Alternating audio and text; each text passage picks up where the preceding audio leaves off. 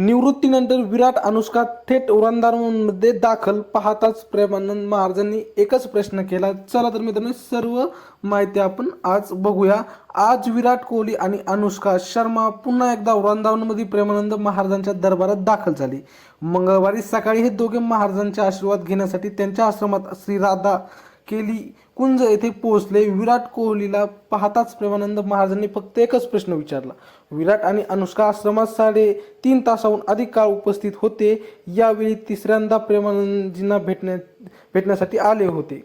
तर सोमवारी विराटने कसोटी क्रिकेटमधून निवृत्तीची घोषणा केली। घोषणेच्या काही मिनिटे आधी विराट आणि अनुष्का मुंबई विमानतळावर एकत्र दिसले। मंगळवारी हे दोघे प्रेमानंद महाराजांशी खाजगी बोलण्यासाठी आले होते। विराट आणि अनुष्का हसत त्यांच्यासमोर आले। विराट बसताच प्रेमानंद महाराजांनी प्रसन्न होऊ असा प्रश्न विचारला।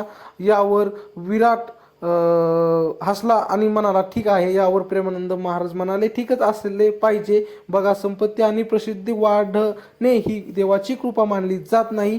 जेव्हा देवाची कृपा असते तेव्हा आतील विचार बदलतात। जेव्हा देव दयाळू असतो तेव्हा तो आपल्याला साथ देतो। तर मित्रांनो ही छोटीशी माहिती कशी वाटली कमेंटमध्ये नक्की सांगा आणि आमच्या असे नवीन व्हिडिओ पाहण्यासाठी चॅनलला मात्र सबस्क्राईब नक्की करा। भेटू पुढच्या व्हिडिओमध्ये, तोपर्यंत धन्यवाद।